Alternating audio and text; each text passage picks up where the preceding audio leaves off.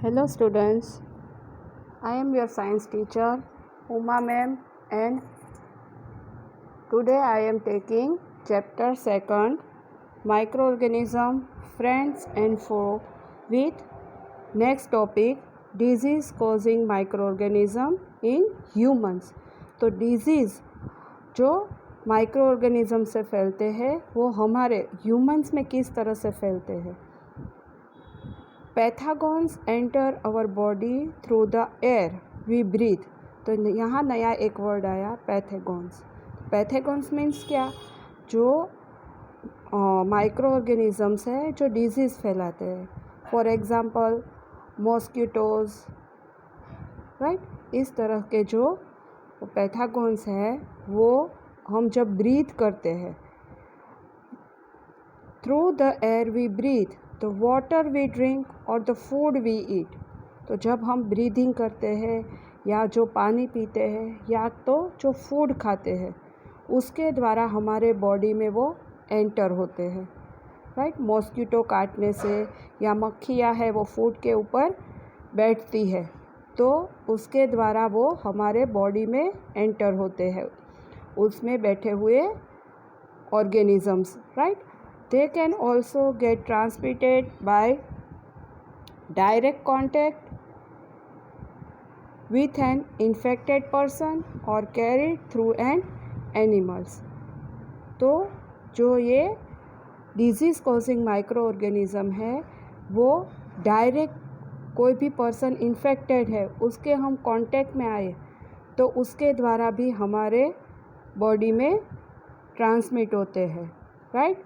और एनिमल्स के द्वारा भी हमारे बॉडी में इंजेक्ट होते हैं या ट्रांसमिटेड होते हैं। Microbial disease that can spread from an infected person to a healthy person through air, water, food और physical contact are called communicable disease. तो यहाँ आपका क्वेश्चन बन सकता है what we can say communicable disease या व्हाट आर कम्युनिकेबल डिजीज़।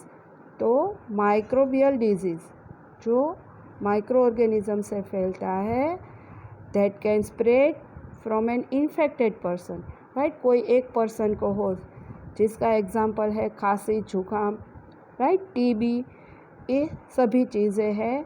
तो वो हेल्दी पर्सन में एयर, वाटर, फूड या physical contact through healthy person में आती है तो उसे बोलते हैं कम्युनिकेबल डिजीज़, राइट। तो आपने सुना होगा कि किसी को कोल्ड है, फिर सर्दी जुकाम है तो वो इन्फेक्टेड पर्सन से हेल्दी पर्सन में वो ट्रांसमिट हो सकता है। तो इन सभी को क्या बोल सकते हैं हम, कम्युनिकेबल डिजीज़, राइट। कभी आपने डायबिटीज़ है या बीपी है वो कोई जो इन्फेक्टेड पर्सन है उसमें से हेल्दी पर्सन को नहीं हो सकता, तो ये कम्युनिकेबल डिजीज़ नहीं होंगे, right. Examples of such disease include cholera, common cold, chicken pox and tuberculosis. तो ये कम्युनिकेबल डिजीज़ के एग्जाम्पल्स हैं। When a person suffering from common cold sneeze find droplets of moisture carrying thousands of virus and spread in the air, right। अगर कोई person है वो कोई भी डिजीज़ जैसे कि सर्दी जुकाम इससे सफ़र कर रहा और जब वो स्नीज़ मीन्स छींकेगा तो उसके साथ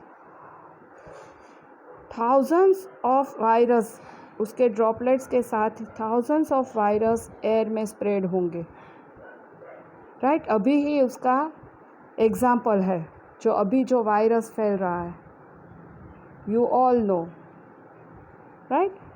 the virus may enter the body of a healthy person while breathing.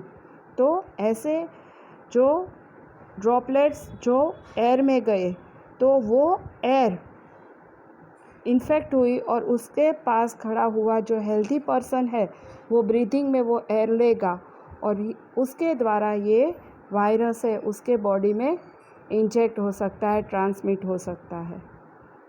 तो how do you prevent the spread of communicable disease? तो इस तरह के कम्युनिकेबल डिजीज़ से हम किस तरह अपने आप को बचा सकते हैं? We should keep a handkerchief on the nose and mouth while sneezing. It is better to keep a distance from infected person.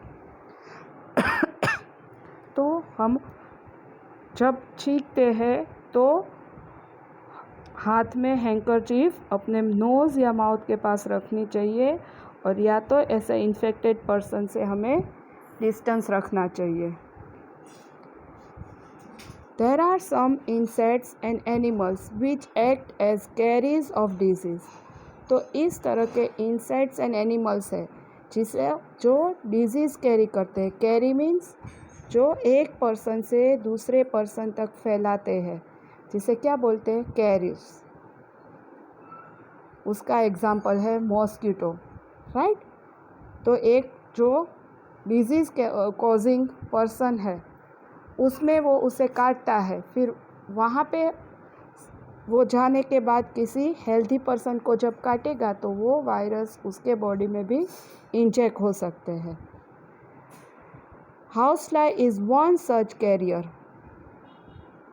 The flies sit on the garbage and animals excreta. Pathogen stick to their bodies, right.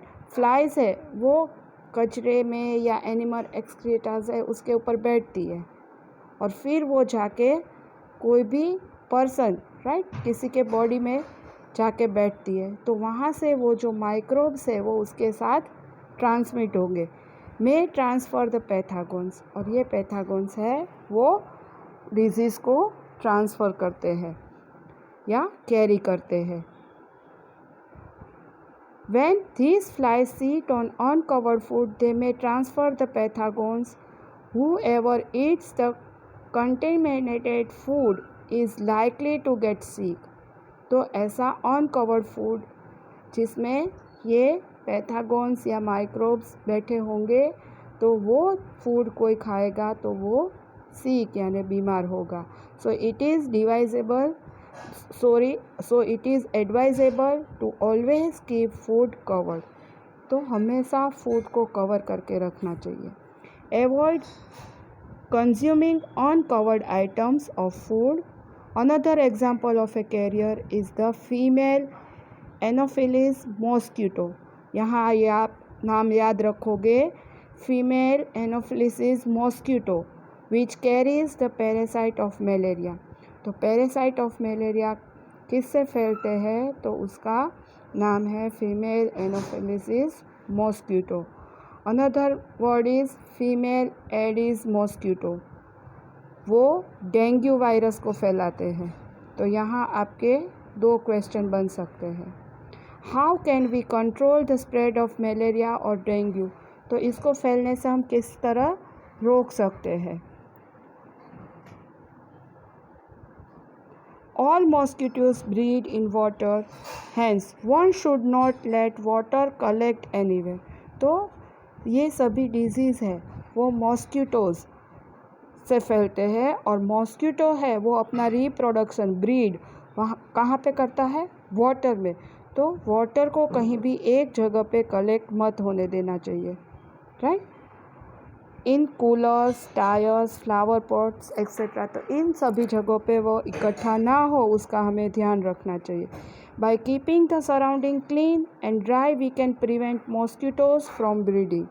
तो हमारे आसपास की जो जगह है उसे हमें clean and dry रखनी चाहिए, जिससे हम इस तरह से मॉस्किटोज़ के ब्रीडिंग यानी रिप्रोडक्शन वो करता है उसे हम रोक पाए, उसके फैलने को हम रोक पाए. Try to make a list of major of which help to avoid the spread of malaria. तो इस तरह से हम मलेरिया जैसे डिजीज़ को फैलने से रोक सकते हैं.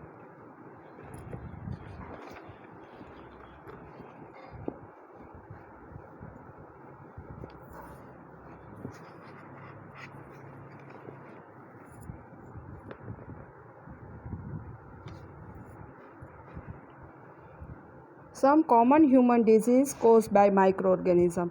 तो यहाँ डिजीज़ सभी है वो कौन से ऑर्गेनिज्म से फैलते हैं और कौन सा ट्रांसमिशन होता है, एयर, वाटर, फूड, ये दिया है, और उसे हम किस तरह से प्रिवेंटिव या रोक सकते हैं यो यहाँ पे दिया है। जैसे ट्यूबरक्लोसिस है तो वो बैक्टीरिया से फैलते हैं और उसका मीडियम है, ट्रांसमिशन मीडियम वो है एयर, राइट। यहाँ बैक्टीरिया, वायरस जस्ट इस तरह से ही दिया है, उससे उसका प्रॉपर कौन से बैक्टीरिया से है वो हम आगे के स्टैंडर्ड में पढ़ेंगे।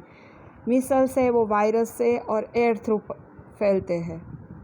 चिकन पॉक्स वायरस से फैलता है और उस एयर और किसी पर्सन के कांटेक्ट में आने से फैलता है। पोलियो है वो वायरस से एंड किसी एयर एंड वाटर थ्रू फैलता है। देन कोलेरा एंड टाइफॉइड है वो बैक्टीरिया से and through water and food. Hepatitis वो वायरस से फैलता है and through water transmission. And malaria है वो प्रोटोजोआ से, मॉस्किटो है वो उसका ट्रांसमिशन है। और इससे हम किस तरह से अपनी क्योर मीन्स प्रिवेंटिव किस तरह से हम क्या क्या करेंगे तो इससे हम बच सकते हैं। तो ट्यूबरक्लोसिस, चिकन पॉक्स जैसे डिजीज़ है वो keep the patient in complete isolation, keep the person belongings of the patients away from those of the others.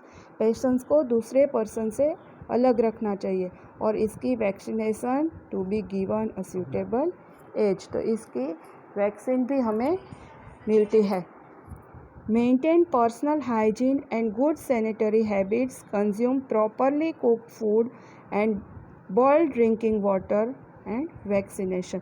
तो कोलेरा एंड टाइफॉइड है वो good habits, good sanitary habits and properly food या cover food, और इस तरह से उसका ध्यान रख के फूड को प्रॉपर वॉश करके यूज़ करना चाहिए एंड उसकी भी वैक्सीनेशन मिलती है।